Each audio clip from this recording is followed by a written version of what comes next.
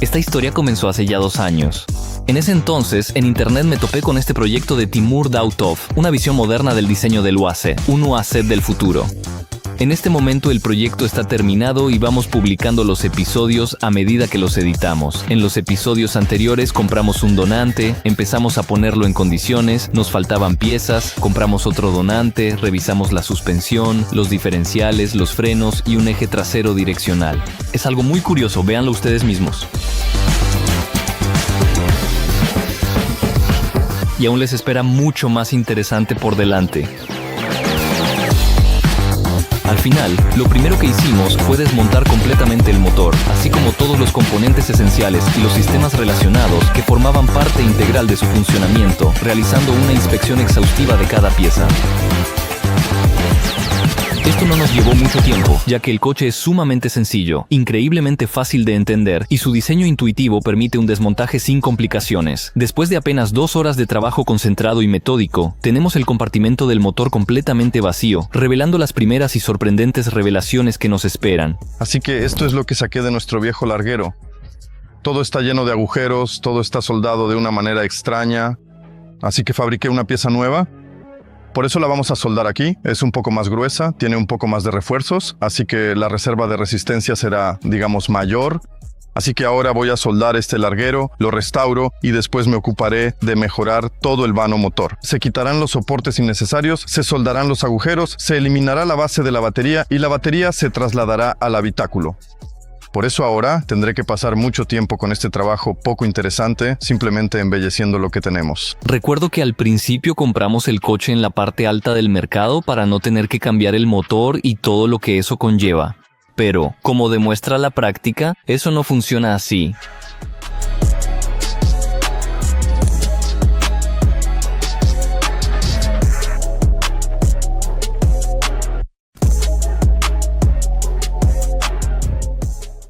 Entonces, para instalar correctamente la caja de dirección, hay que entender dónde estará el volante. Por eso compramos esto, una columna de dirección completa de un Citroën C5. Creo que encaja perfectamente con nuestro diseño, con lo que queremos obtener al final. Y además, se puede encontrar en los desguaces. Fuimos, la compramos y costaba un precio razonable. Lo curioso de ella es que su parte central permanece fija, mientras que el propio volante gira. Tiene un aspecto bastante futurista, por eso nos viene bien. Pero tiene un problema, es bastante voluminosa y cómo colocarla ahí, por ahora no lo entiendo en absoluto. Por eso ahora, lo primero que haré será desmontarla un poco, le quitaré todo lo innecesario. Todo lo que podamos prescindir se lo voy a quitar y en la medida de lo me gustaría conservar los ajustes. Ajustable adelante y atrás, arriba y abajo, quiero mantener eso. Bueno, ahora solo queda lo más sencillo. Hay que idear la ubicación y el montaje del nuevo volante. Bueno, estuve bastante tiempo trasteando hasta que logré colocar el volante al menos de alguna manera. Listo, quité lo innecesario, el conjunto de pedales. Creo que el volante será cómodo, hay que instalarlo. Para hacerlo, soldé 2 espárragos provisionalmente aquí y colgué el volante de ellos. Y a partir de ahí, ya puedo bajar o subir el volante, acercarlo o alejarlo. Literalmente, en estos puntos de soldadura todo se mueve sobre la rosca, se sube y se baja. Ya se ha vuelto un poco más cómodo, pero de nuevo, esta no es la posición final del volante, porque hay que pedir el conjunto de pedales. Y, lo más probable, el conjunto de pedales será de un modelo clásico, concretamente el 21. Es pequeño y sirve tanto para frenos sin servofreno como para un embrague convencional. Creo que nos servirá aquí por sus dimensiones. Así es más o menos la posición de la dirección asistida. Parece que no habrá ángulos extremos ni crucetas, solo que este agujero habrá que moverlo un poco más arriba. Ahora voy a inventar algún tipo de soporte para el larguero. Es necesario. Y creo que también habrá que reforzar desde aquí para que no pase como antes que el larguero se movía. Por supuesto, en nuestro trabajo no existen soluciones listas ni kits de instalación, pero siempre tenemos a mano una hoja de cartón y metal grueso. Si a eso le sumamos las manos de colla, el resultado es el siguiente. Preparé este juego de placas de montaje para fijar de manera segura el reductor a la carrocería del vehículo. Esta placa específica se atornillará firmemente aquí y conectará el reductor directamente al cortafuegos del motor. Y esta placa, siguiendo el principio de nuestro antiguo soporte, conectará el reductor al larguero. Bueno, y a partir de aquí todo es claro y visual. Montamos el conjunto provisionalmente con puntos de soldadura, ya que aparecerán nuevos detalles.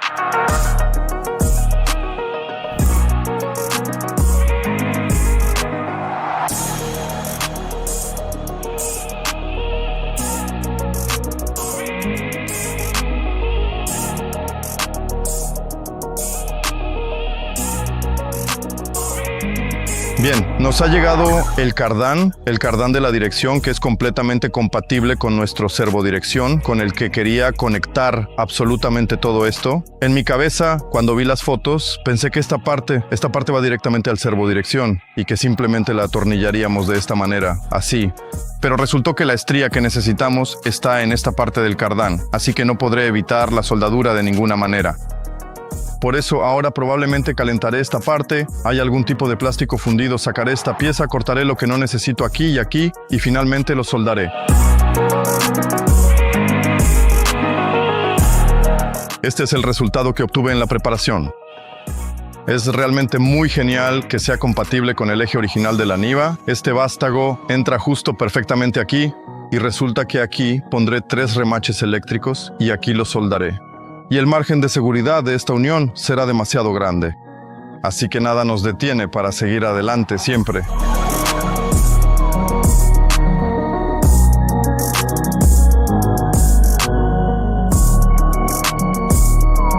Luego, Kolya sigue el plan que él mismo trazó y tenemos...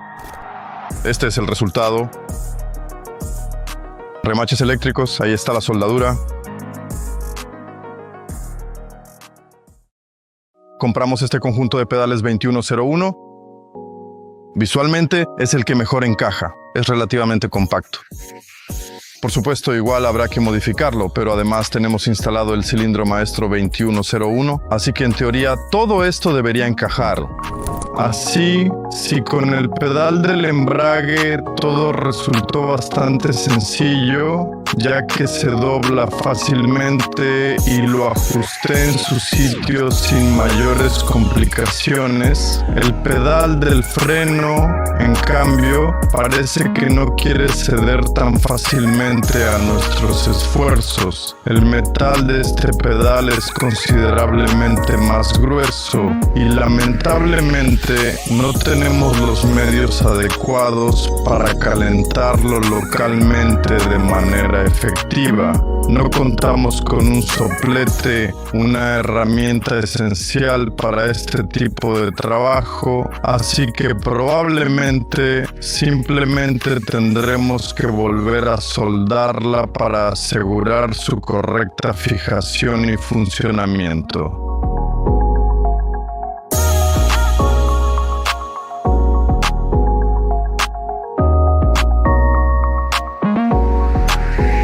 Así es como se verán nuestros pedales. Este ya es probablemente su posición final.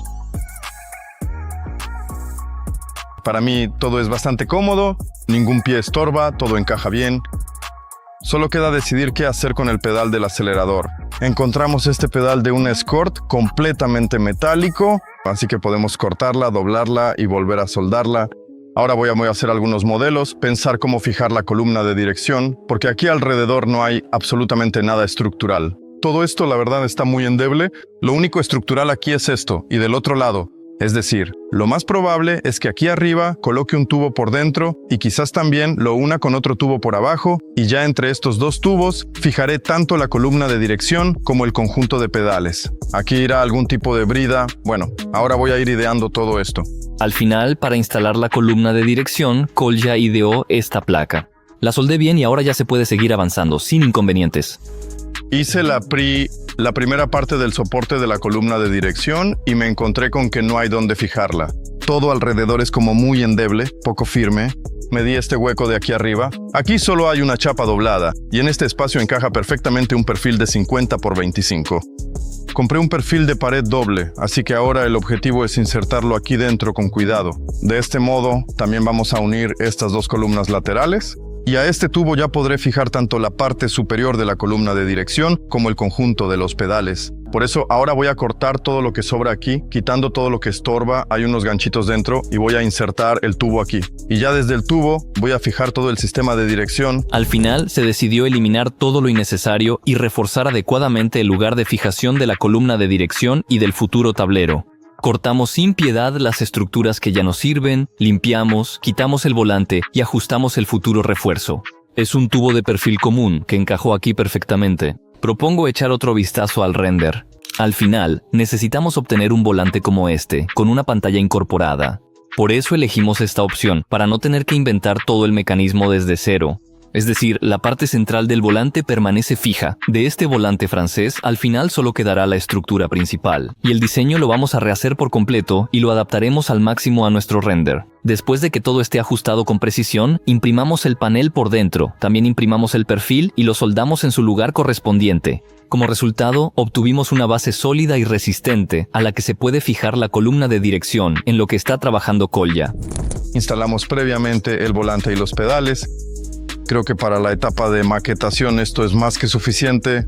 Ahora buscamos el lugar para los componentes nuevos que vamos a instalar. La columna, los pedales, todo está en su sitio, todo es cómodo. Estoy sentado y la posición de las manos es correcta. El volante se puede ajustar hacia uno mismo, hacia abajo y hacia arriba. El asiento se puede acercar, es decir, se puede encontrar una posición cómoda para cada uno. Dejamos estos componentes y seguimos adelante. Paralelamente, mientras yo instalaba esto, estuvimos buscando, seleccionando y pidiendo otras piezas, ya que nuestro objetivo principal seguía siendo el cambio del motor. Y ahora vamos, les mostraré lo que encontramos y seleccionamos.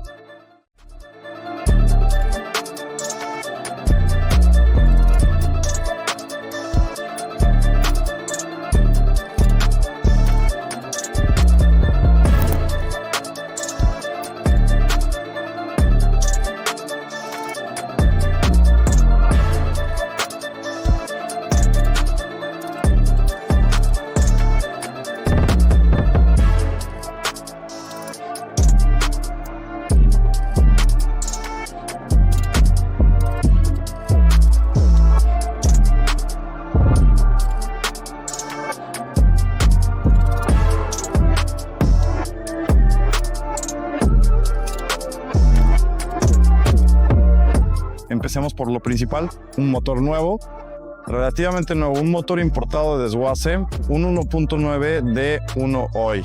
Nuevo 154,000 kilómetros declarados. Para un diésel Volkswagen eso se considera prácticamente nuevo. Voy a explicar por qué elegimos precisamente este motor. Había una opción no mucho más cara de poner un motor turbodiesel, que sería mucho más potente, mejor, más divertido. Con el silbido del turbo todo sería genial. Pero en el UAS la transmisión tiene una resistencia muy limitada, así que un motor demasiado potente habría implicado cambiar toda la transmisión. Ese es el primer factor. El segundo factor es que, como en nuestro render, luego con la parte delantera del coche, se estrecha, no queríamos añadir equipamiento adicional como intercooler, turbo, tuberías extra y cosas así. Por eso optamos por el motor más sencillo y fiable, un motor que ocupe menos espacio. Y parece que nos encaja en todos los aspectos. No es muy potente, pero tiene buen par y creo que será suficiente para nosotros. Lo compramos de inmediato en la primera configuración, es decir, con alternador, dirección asistida, arranque, bomba y todo. En cuanto al motor, claramente habrá que modificar o rehacer algo. Lo primero que me llamó la atención fue el filtro de aceite. Aquí pasa la barra de dirección. Habrá que resolver este asunto. También habrá que resolver el tema del embrague. Y la salida del anticongelante por detrás. Bueno, creo que surgirán otros pequeños detalles en el camino. Así que ahora hay que ponerse los guantes porque les voy a mostrar lo que teníamos instalado antes. Antes teníamos instalado una placa adaptadora como esta. En principio cumplía su función y propósito, pero su aspecto no nos convencía mucho. Por eso, para reemplazarla se compró una nueva. Se compró simplemente por internet. No es que las fabriquen por encargo, simplemente las hace la gente y las venden libremente para adaptaciones. De un UAS a un motor diésel, lo segundo que teníamos instalado era este kit de embrague. Incluye el plato de presión, el disco y el volante de inercia. ¿Qué es lo que no nos gustaba? Recuerden, cuando salimos al off-road y fuimos al pantano, el embrague echaba mucho humo. Esto sucedía por dos razones. Por un lado, era algo débil en sí mismo, y por otro, no estaba instalado del todo correctamente. El plato de presión era de 190 milímetros, el disco era de 200 milímetros, y el volante de inercia era para un embrague de 200 milímetros. Por eso en el plato de presión hay estas marcas de roce aquí. El plato de presión tiene los dedos doblados y en general parece recalentado y no está en muy buen estado. En realidad no hay quejas sobre el volante de inercia. Sobre el disco, en esencia tampoco hay quejas, no es nuevo, pero aún podría funcionar, así que bueno, también lo vamos a cambiar. Pero simplemente por acompañar, ahora les mostraré qué vamos a instalar en lugar de todo esto. El volante de inercia lo dejamos viejo. Para este volante de inercia se seleccionó y se compró aparte un disco de embrague de 200 milímetros, específicamente. Le queda perfectamente al volante de inercia y si no me equivoco también se seleccionó una prensa de algún Volkswagen para un disco de 200 milímetros y que se posiciona con precisión y encaja en nuestro volante de inercia. Para todo este conjunto también se seleccionó un collarín de embrague que habrá que adaptar al collarín original del Luaz. Para que todo esto funcione, para accionar todo esto se compraron el cilindro de trabajo y el cilindro maestro del embrague. Y eso sería todo en cuanto a la transmisión. Voy a explicar por qué elegimos un disco de 200 mm y por qué no dejamos el embrague más grande que tenemos en el motor nuevo de 1.9. El embrague será nuestro punto débil. En cierto modo nos resulta más fácil quemar el embrague que romper toda la transmisión, destrozar la caja de cambios o romper los semiejes. Mejor que patine el embrague, es una pieza de desgaste y es más fácil de reemplazar. Creo que Kolya explicó toda la teoría con el máximo detalle, pero como se sabe la teoría a menudo difiere de la práctica, así que sin pensarlo mucho decidimos pasar a la práctica.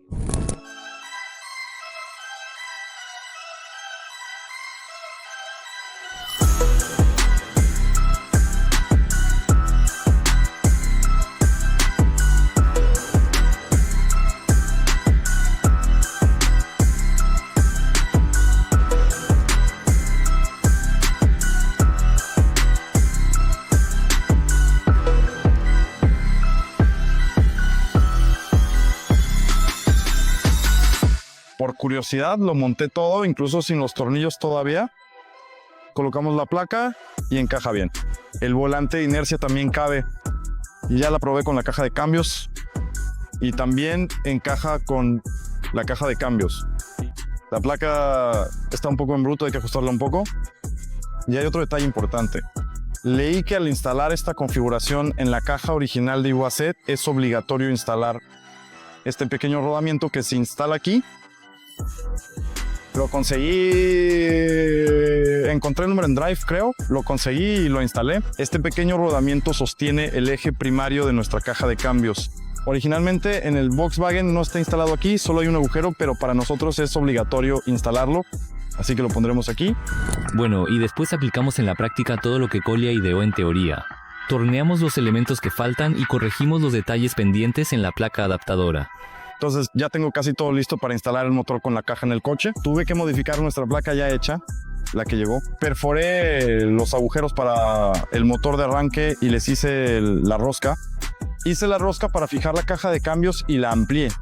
Aquí están estos rebajes para que la cabeza encaje y todo sea cómodo. El motor de arranque se va a volver a fijar. Lo tenemos de este lado y simplemente se atornilla con 2 tornillos. Todo genial, todo cómodo. Además pedí el soporte del motor, el original del Luaz, porque el nuestro ya estaba muy desgastado. Se han cortado algunas ventanas, algo está soldado.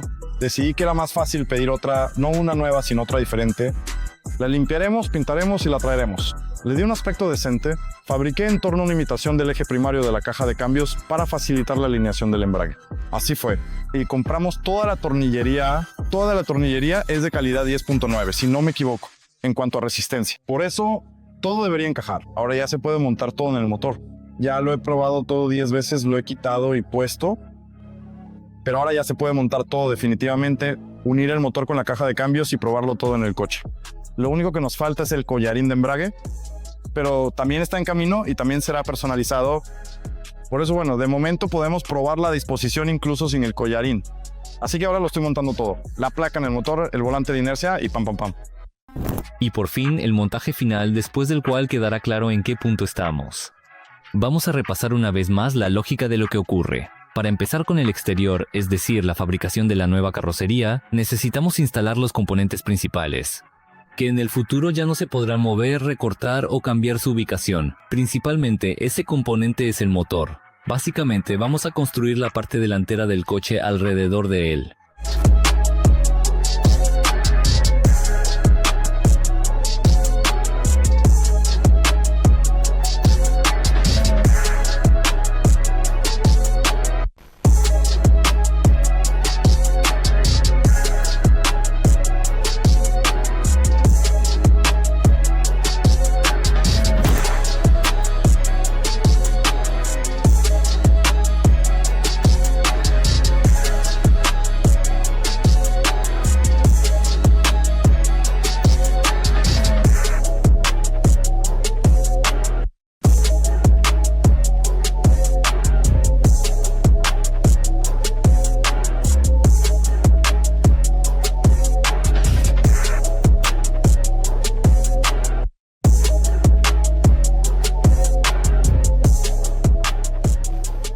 nuestro motor está en su sitio, no tuvimos ninguna sorpresa especial al instalarlo. En cuanto a la arquitectura, este motor y el anterior son muy parecidos. Utilizamos soluciones ya preparadas, así que en principio todo salió bien. Lo único es el filtro de aceite. Hay que modificarlo, quitarle el intercambiador de calor y colocar el propio filtro más abajo de menor tamaño. Ese intercambiador de calor probablemente lo compensaremos con un radiador de aceite, pero en el otro lado. Ese lado está vacío, descargado, todo lo tenemos de este lado. Y bueno, también hay varios detalles menores relacionados con la refrigeración. Hay bastantes pequeños detalles que hay que mejorar, pero no vamos a cambiar nada drásticamente. Así que quitaremos el intercambiador de calor y pondremos un filtro de aceite más pequeño. Y de esa manera, si al final nos falta el intercambiador de calor, pondremos un radiador en el otro lado. En cuanto a la refrigeración, aquí habrá que rehacer un par de tubos, habrá que modificar la brida en la parte trasera y también hay otros detalles adicionales. Y como todavía estamos en etapa de maquetación, aunque no parezca lógico, tenemos que empezar a trabajar en el exterior ahora para que nuestro render no entre en conflicto crítico con la vida real. Es decir, por ejemplo, en el render la parte frontal se estrecha, pero en realidad al final del coche, en el voladizo delantero, tenemos un motor muy ancho. Y ahora, para poder combinar y ajustar todo esto entre sí y que se vea lo más parecido posible al render, ya tenemos que empezar a hacer algo con el exterior. Por eso ahora vamos a ir resolviendo en paralelo los temas de la instalación adicional del motor, los detalles pequeños, y al mismo tiempo nos vamos a ocupar de todo el kit exterior del coche. Entonces, al hacer las primeras pruebas y comparar lo que tenemos con nuestro render, enseguida quedó claro que la altura total del motor no nos convence en absoluto, lo cual es un aspecto crucial a considerar. Es demasiado alto. En nuestro render, la parte frontal se estrecha hacia la parte delantera y el motor es demasiado alto, por decirlo de alguna manera. No hay nada que cortar aquí, ni nada que trasladar, así que se añadió una solución genial: poner el motor de lado, como se hace en el Volkswagen T3 Transporter. Allí está colocado prácticamente de lado, bueno, casi horizontal. Y para esto incluso existen soluciones ya preparadas. En teoría, compramos el cárter y el captador de aceite adicionales y simplemente vamos a girar el motor sobre la caja, tanto como sea posible entre nuestros largueros, para poner el motor de lado. De este modo reduciremos su altura y nos será un poco más fácil trabajar más adelante con la disposición de la parte exterior de la carrocería. Así que ahora vamos a intentarlo.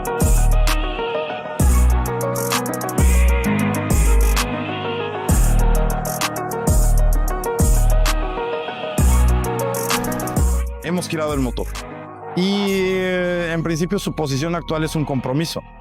Se podría girar un poco más, pero ya hay muchas cosas positivas. Eso no nos habría dado ningún beneficio, pero sí nos habría traído muchos más problemas. Ahora, además, al girar el motor automáticamente se resolvió el problema con el filtro de aceite y con todo lo que interfería con la barra de dirección. Ahora parece que nada estorba, pero ha surgido un problema con el colector de escape.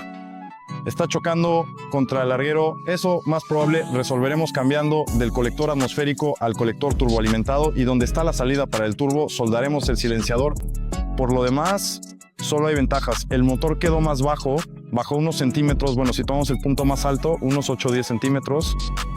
No sé si eso nos basta o no, pero ya es mucho mejor que antes, así que nos quedamos con esta opción. En cuanto al cárter, lo más probable es que usemos el cárter de un Passat V5 cuyo motor está aproximadamente también inclinado como el nuestro, así que intentaremos salir de la situación con soluciones de fábrica. Y así, en esta posición más o menos estará colocado el motor. Cuando todo estaba montado en el coche marqué 2 puntos. Ahora que todo está desmontado y puesto en el suelo, los he alineado.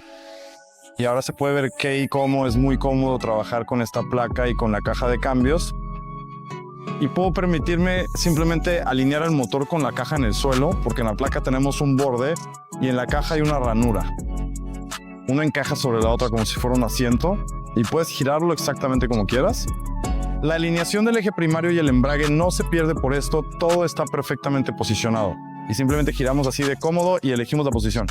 Esta posición es menos aislada porque aquí está la mayoría de los puntos de fijación, dónde colocar, cómo fijar la caja de cambios, y en principio el ángulo de inclinación nos conviene.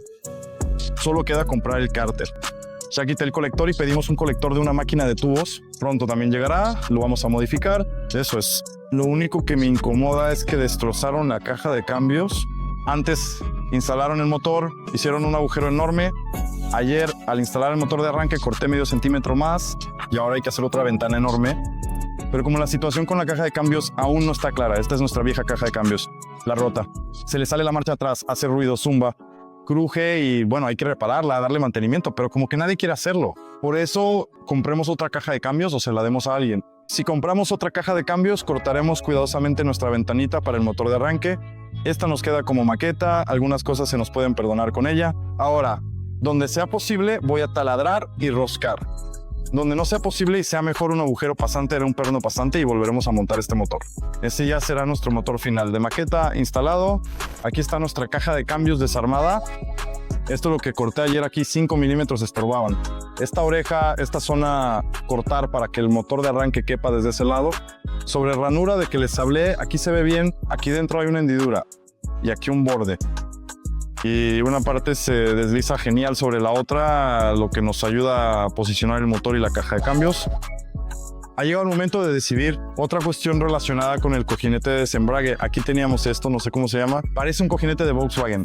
Vi que la mayoría de la gente en este tipo de swaps usa el cojinete original. Del LUAS sacan solo el cojinete, dejando solo la carcasa, y en ella, a través de un adaptador y un espaciador, prensan e instalan el cojinete de un Chibuli. Así es como se verá, y su longitud compensa exactamente lo que nos falta. Por eso decidí hacerlo de esta manera. Ahora voy a desmontar tornearé aquí un anillo espaciador y lo uniré todo. La última misión para instalar el motor se resolvió con el método descrito. Con la conciencia tranquila podemos ocuparnos del exterior. Desmontamos todo lo innecesario. En nuestro caso son las puertas y el armazón donde antes se instalaba la lona. Bien, pasamos a la siguiente etapa del trabajo con el LUAS. Es el armazón exterior de la carrocería. Le pedimos al diseñador las dimensiones principales. Nos basaremos en ellas para ensamblar todo el armazón exterior. Usaremos tubos de 30x30 con un grosor de pared de 12 milímetros. Y vamos a seguir una táctica un poco diferente a la que usamos, por ejemplo, cuando armamos la bujanca. No vamos a soldar todo directamente sobre el coche e intentar ajustar todo ahí, sino que lo soldaremos por separado, directamente según los planos, el armazón y ya el armazón terminado lo más completo posible, no todo entero, sino solo esa parte. La parte principal del armazón la probaremos en el coche y a partir de ahí ajustaremos el coche al armazón. Así probablemente podremos acercarnos con mayor precisión al render, a cómo se ve en el render, y todas nuestras piezas coincidirán. Todo depende de lo preciso que pueda ensamblar todo esto. Al final, Timur Dautov es el autor del proyecto. Él ajustó el modelo específicamente para nuestra distancia entre ejes e hizo para nosotros este plano. Y ya partiendo de este plano, Colia está soldando el armazón metálico, que servirá como base.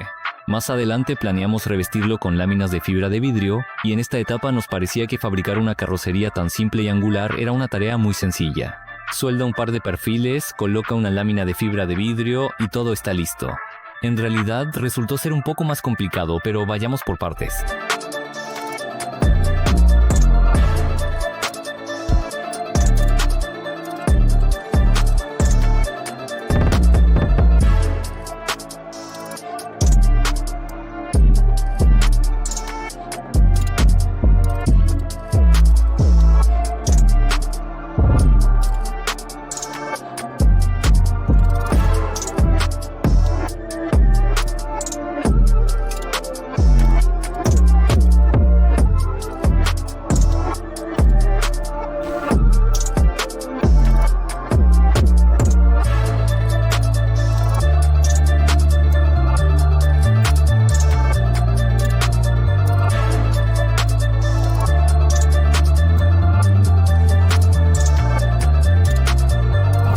Así que colocamos nuestro armazón preliminar sobre el coche, simplemente para entender si nuestro render, las dimensiones en nuestro render corresponden a las dimensiones reales del coche.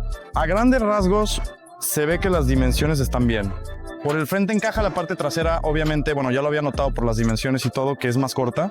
Ahora veo perfectamente qué partes tengo que cortar de más y ya noto un par de errores en la forma en que empecé a ensamblar nuestro armazón.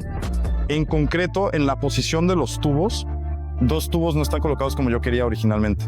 Ahora probablemente lo voy a quitar de nuevo y ya voy a cortar la parte trasera para poder bajarlo más a su lugar. Estos tubos por ahora están enteros, son más bien para mantener la estructura. Aquí irá la puerta, el marco de la puerta, y así en general ya tenemos algo que se parece a la imagen del render.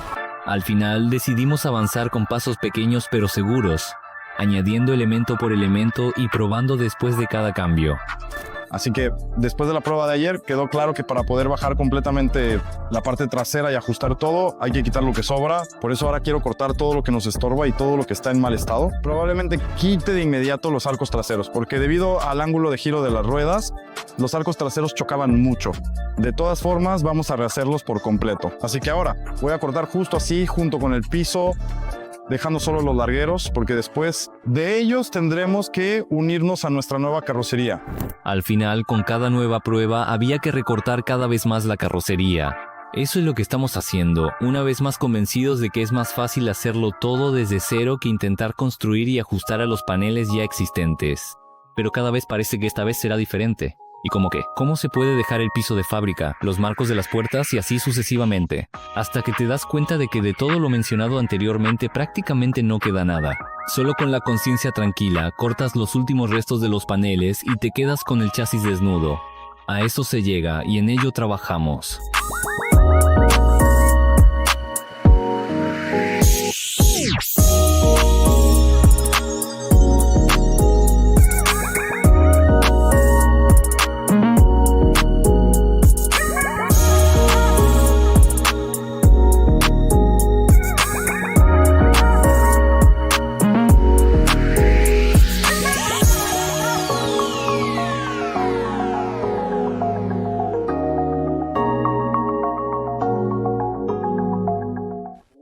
Así es como se ve el armazón ensamblado. Lo pusimos más cerca del coche para que yo pudiera entender más o menos qué podría estorbar de inmediato. Y al parecer lo que estorba de inmediato es todo este costado. Pensé, al principio quería dejar este pilar para poder sujetar algo ahí o algo así, pero como que todo se tambalea y parece que no tiene sentido dejarlo. Y parece que hay que cortar todo el panel exterior, cortarlo completamente así. Y aquí justo al final de estos largueros transversales y probablemente será ahí donde vamos a sujetar y fijar todo. Además, aquí en el taller tenemos que soldar algunas esquinas, así que no da mucha pena cortar. Y además el coche en general, al principio parecía que daba mucha pena cortar, pero cuando empezamos a hacerlo nos dimos cuenta de que realmente no había mucho que lamentar. Bien, ahora voy a quitar completamente este arco aquí hacia abajo. Aquí se puede ver que lo repararon, pero de manera deficiente, así que lo quitamos. Esto de aquí sigue puesto, aquí sigo cortando, está todo agrietado ahí. Ni siquiera sé, tal vez fue en vano que quise arreglarla, alguna estructura de soporte. Y aquí a lo largo del contorno del piso también quitamos los arcos. Por ahora probablemente los dejaré. Como habrán notado, con cada nueva prueba quedaba cada vez menos del coche, como pueden ver en la pantalla.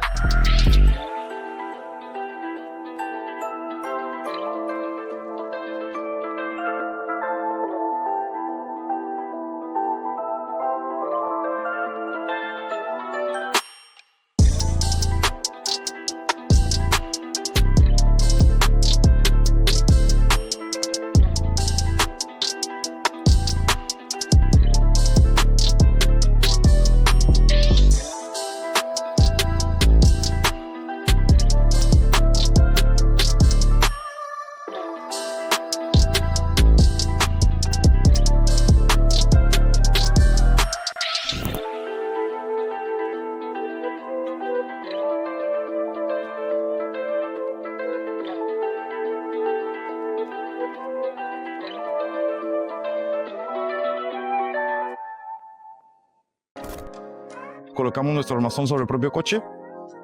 En general el concepto y las proporciones se ven geniales, pero nos encontramos con algunos detalles. Los arcos, el punto principal son los arcos. Nos quedó un arco trasero enorme y un espacio muy pequeño en el arco delantero. Y durante mucho tiempo no pude entender dónde estaba nuestro problema. ¿Por qué no coincidimos con el plano, aunque todos intentamos hacerlo lo más preciso posible? Y llegamos a la conclusión de que probablemente el tamaño no era el correcto. Yo partí de ese tamaño, pero el diseñador, cuando lo desarrolló, eligió un tamaño un poco diferente. Y lo que pasó fue que toda la carrocería se desplazó hacia adelante, aproximadamente unos 100-120 mm, es decir, 12 centímetros. Por eso, ahora hemos decidido que, simplemente para hacer coincidir el render con la vida real de una manera más precisa, voy a cortar aquí y voy a alargar la carrocería unos 100 milímetros adicionales hacia atrás. Aquí hicimos más o menos un contorno general de cartón y a partir de eso ya tomamos la decisión final. Por eso ahora lo volvemos a poner en nuestro bastidor improvisado sobre la mesa y ahí ya voy a soldar y luego volveremos a probar y ver cómo se verá en la nueva versión. Sí, en esta etapa discrepancias en el renderizado. Originalmente este proyecto fue diseñado como un automóvil independiente, no como un kit de carrocería para un Luaz existente. Por eso surgen estas dificultades. Después de que le escribí al autor del proyecto, cuyo Instagram dejaremos en la descripción del video. Así que después de que me puse en contacto con Timur, él aceptó participar en este proyecto, en la construcción de un prototipo real. Fue entonces cuando comenzamos a adaptar el diseño creado desde cero. El concepto a la base de ruedas real. El concepto en la imagen es muy similar en parámetros y dimensiones al Luaz real. Esto sucedió por un lado por casualidad y por otro de manera lógica, ya que el concepto encarna el modelo del Luaz del futuro.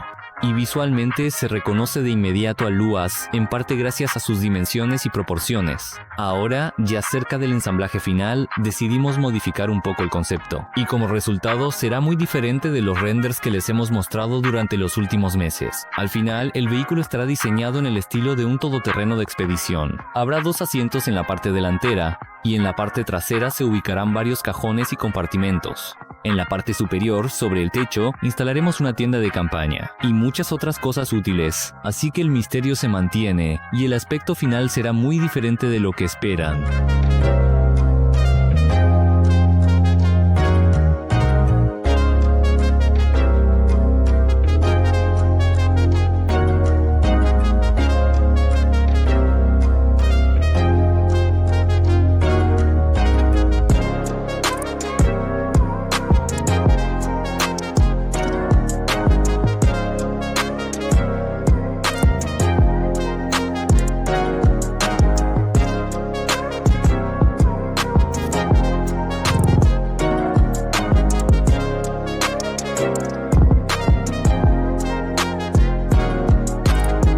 Para ese momento quedó claro que dejar trozos locales de chapa en el suelo ya no tenía sentido y solo complicaban el trabajo posterior.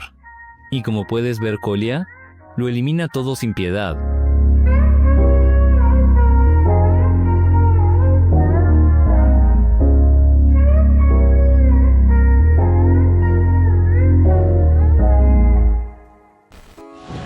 Así es como se ve nuestro chasis al desnudo. Aquí ya he cortado los soportes que eran claramente innecesarios. Había varias cositas en la parte trasera. También quité los largueros transversales centrales. Nos van a estorbar. Estos probablemente en el futuro también estorbarán, pero por ahora los dejé. Quitarlos en realidad no es un problema. El chasis está en buen estado. No hay agujeros pasantes, grietas ni nada por el estilo.